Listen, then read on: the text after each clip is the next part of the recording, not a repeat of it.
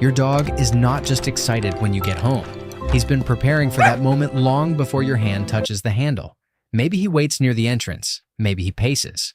Maybe he jumps, whines, grabs a toy, runs in circles, or presses his whole body into your legs like he's trying to climb into your chest. And most people look at that scene and say the same thing. He missed me. Sometimes that's true. But sometimes what looks like love is actually relief.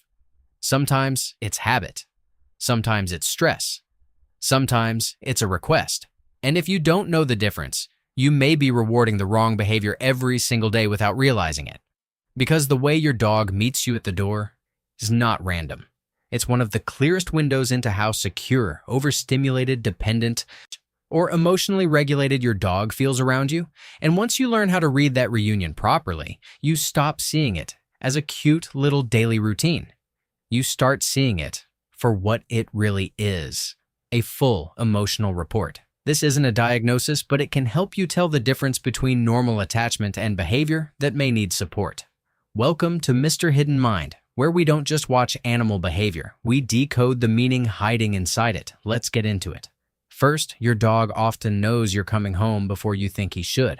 A lot of owners assume the greeting begins when they open the door. It usually starts much earlier. Your dog may pick up the sound of your car from farther away than you expect. He may recognize a pattern in the building, the elevator, the gate, footsteps in the hallway. So keys hitting your pocket, even the timing of the evening light. But it's not just hearing, it's prediction. Dogs are pattern machines. They do not need a calendar to know when something usually happens. They build routines from repetition, and once that routine becomes stable, their body starts responding before the event arrives. That means if you usually come home around the same time, your dog may already be shifting into ready mode minutes before you appear. You might see it as pacing, listening, sitting near the entrance, refusing to settle, or suddenly becoming alert after lying still for hours. To you, it looks like waiting. To your dog, it may feel more like building pressure. And that matters. Because the emotional state your dog is in before you arrive changes the kind of greeting you get when you finally walk in. A dog who has been calmly expecting you often greets with warm excitement that settles quickly. A dog who has been escalating for 20 minutes may greet like a shaken soda can finally opened. That difference is huge. Not because one dog loves you more, but because one dog stayed regulated while waiting and the other may have been drowning in anticipation. And this is where a lot of owners miss the first important clue. The real story is not just how intense the greeting is. It's how fast the dog can come back down after the greeting begins. That's your first test, not the explosion, the recovery. Second, the first thing your dog does when he reaches you tells you what he needed most. Watch closely the next time you come home. Does your dog sniff you hard before doing anything else? Does he push his nose into your shoes, your pants, your hands, your bag? That dog may be doing more than saying hello. He may be checking the world you brought back with you. To a dog, you do not come home empty. You arrive covered in information. You smell like roads, people, offices, restaurants, grass, dust, stress, weather, other animals, and everywhere your body has been carrying your day. Your dog reads that the way humans read headlines, and this is why some dogs seem especially intense when you return from unusual places. Maybe you visited a friend with a dog. Maybe you came back from the vet. Maybe you were around smoke, rain, a gym, or a crowded train. Maybe your body is carrying tension from a bad conversation that happened an hour earlier. Your dog doesn't need your explanation. Your body already brought the evidence. For some dogs, the first priority is emotional reconnection. For others, it is information gathering. That's why two loving dogs can greet in totally different ways. One runs straight into your chest. The other circles, sniffs, checks, rechecks, then finally softens and leans into you. Neither response is wrong. They are just solving different emotional questions. One is saying, "You're back." The other is saying, "Let me understand what came back." And here's something practical. If your dog sniffs intensely for the first 30 seconds, don't rush that part. Don't shove him away. Don't laugh it off and keep walking while checking your phone. That sniffing may be how your dog regulates uncertainty and confirms safety. You came home carrying a whole day on your skin. Give him a moment to read it. For many dogs, that is the beginning of calm. Third, not every big reunion is affection.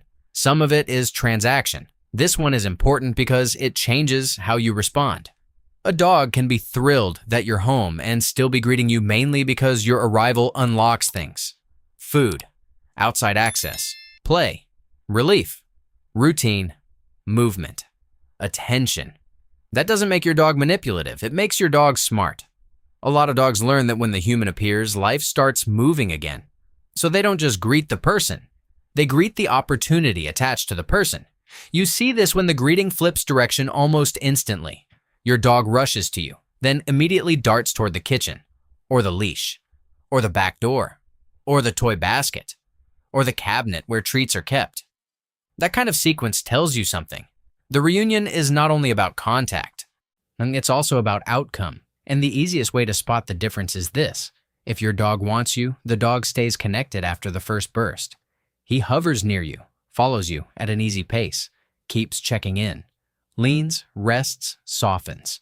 If your dog wants something through you, the dog redirects you fast. He recruits you into a task. Again, both can exist at the same time. Your dog can love you and also urgently need to pee. Your dog can be attached to you and also know that you are the person who opens the fun drawer. The point is not to judge the behavior.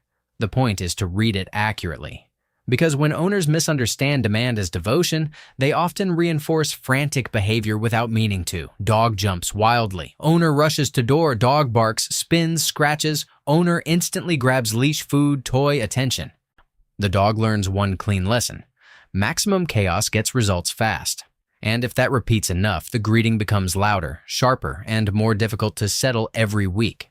So here's a better approach. Acknowledge the reunion first, then respond to the request second, connection before service. That one shift can completely change the emotional tone of coming home. Fourth, your dog may not be overexcited, he may be overloaded. This is where the conversation gets more honest. Because some homecoming behaviors that people romanticize are actually signs the dog is struggling to regulate. Jumping so hard he can't stop, mouthing, screaming, frantic spinning, unable to hear cues, peeing from intensity, racing room to room, clinging, then snapping into wild play, taking a long time to settle even after greeting. People often laugh at this because it looks dramatic and sweet. But in some dogs, that level of reaction is not pure happiness. It's emotional flooding. The system gets so activated that the dog is no longer just expressing joy. He is discharging tension. And that tension may come from multiple places. Long isolation, unclear routine, understimulation, overattachment, lack of decompression, poor greetings that are too loud or too inconsistent, owners who unintentionally spike energy the moment they walk in. Think about how many people come home and immediately do this. Oh my God, hi baby, I missed you. What are you doing? What are you doing? Big voice, fast hands, high movement, direct eye contact, excited touch. To a calm dog, that may be fun. To an already flooded dog, it can be gasoline. So if your dog gets bigger and bigger at the door every day, ask yourself a harder question. Am I calming this moment or am I amplifying it? That question alone can change the whole household because what your dog needs in that moment is often not more energy. It's a safe landing. And a safe landing looks boring to humans. Slower breathing, lower shoulders, sideways body angle instead of looming front on, gentle acknowledgement, still hands, soft voice, a pause before action. This is not coldness. It is leadership your dog can actually use. Fifth, the first minute after you enter teaches your dog what reunion means. Not in theory. In the body. This is the part most owners underestimate. Your dog has spent time alone with a nervous system that was, in some form, tracking your absence. Then you return. That is the emotional peak. That is the moment the body has been waiting to resolve. And what happens next becomes a lesson. If you come in distracted, rushing, multitasking, talking to everyone else, tossing your things around, ignoring the dog, then suddenly reacting only after he jumps or barks, the lesson becomes unstable. Try harder, escalate more. Maybe then I get connection. If you come in explosively excited, the lesson becomes reunion means spike upward. If you come in calm, present, and predictable, the lesson becomes reunion means safety has returned. That is the lesson most dogs need. And no, that does not require a grand ritual. It can be very simple. When you enter, pause. Turn toward your dog. Soften your body. Let the dog approach. Offer one grounded moment of contact. A hand to the chest or shoulder. A calm phrase. A few seconds of stillness. Then continue inside. If your dog needs to sniff, let him sniff. If he leans, let him lean. If he brings you information with his body, receive it before you start directing him. That small pocket of attention does something powerful. It closes the loop. It tells the dog, "You found me. I'm back. The waiting is over. You do not need to keep climbing." And for some dogs, that 1 minute is the difference between a chaotic evening and a settled one. Sixth, the location matters more than most people realize. Why the door? Why not the couch? Why not the window all day and then the hallway? Why that threshold? Because entrances are emotionally loaded spaces for dogs. They are transition points. Things leave through them. Things arrive through them. Unknown sounds collect there. New scents enter there. The outside world presses against the boundary of the home right there. For your dog, the entrance is not just architecture. It is the edge of certainty. And if you are your dog's most important social anchor, then the place where you vanish and reappear becomes emotionally charged. That's why some dogs don't simply wait by the door. They guard the possibility of your return there. They listen there. They sleep lightly there. They relocate there around the time you usually come home. They orient their whole body there the second they suspect the pattern is happening again. And this gives you another practical insight. If your dog becomes highly activated specifically around doors, gates, elevators, hallway sounds, or arrival cues, that can tell you the trigger is not just you. It may be the transition itself. That means support should not only focus on how much my dog loves me, it may need to focus on threshold behavior, anticipation control, decompression, and routine. That distinction matters because a dog who melts at the door from warmth looks different from a dog whose nervous system ignites around every arrival sound. Both may run to you, but the meaning underneath can be very different. Seventh, one of the biggest mistakes owners make is misreading closeness. A dog following you after you come home can feel flattering, and sometimes it is a healthy sign of attachment, but not always. There is a difference between "I want to be near you because I feel connected," and "I cannot relax unless I keep visual contact with you." Those look similar from the outside. They are not the same on the inside. A secure dog can greet, reconnect, and then settle nearby or return to normal life. An insecure dog may seem unable to release you. He shadows your movement, pops up every time you shift position, follows from room to room with tension, watches your hands, watches your feet, watches the exits. That is why the reunion should never be judged by excitement alone. You have to look at what happens after. Does your dog recover? Can he breathe? Can he disengage? Can he lie down? Can he be close without being frantic? Can he separate again inside the home without distress? Those are the details that tell the real story. And once again, this isn't a diagnosis, but it can help you tell the difference between normal attachment and behavior that may need support. Sometimes the sweetest looking behaviors are the ones owners most need to understand more carefully. Finally, here is the truth most people feel but never put into words. When your dog waits for you, he is not only waiting for a person, he is waiting for a feeling. For many dogs, your return means the environment makes sense again. The pattern closes. The tension drops. The social world becomes whole. What was uncertain becomes predictable. What was stretched can soften. That is why these reunions hit people so hard emotionally. Because somewhere deep down, you know your dog is not pretending.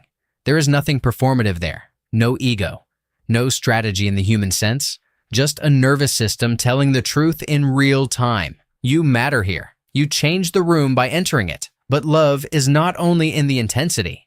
Love is also in what helps the other being feel safe. So the next time you come home, don't just ask, "Was my dog excited to see me?"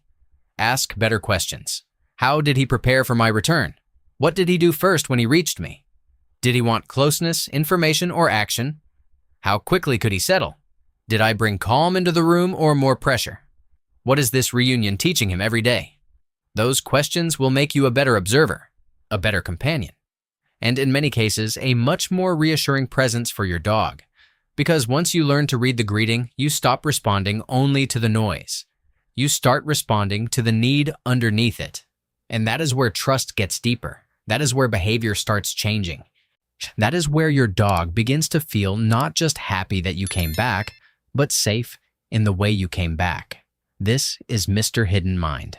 We look past the behavior people celebrate, laugh at, or misunderstand, and we uncover the hidden emotional logic underneath it. If this changed the way you see your dog's welcome home routine, stay with this channel, because the smallest behaviors often reveal the biggest truths.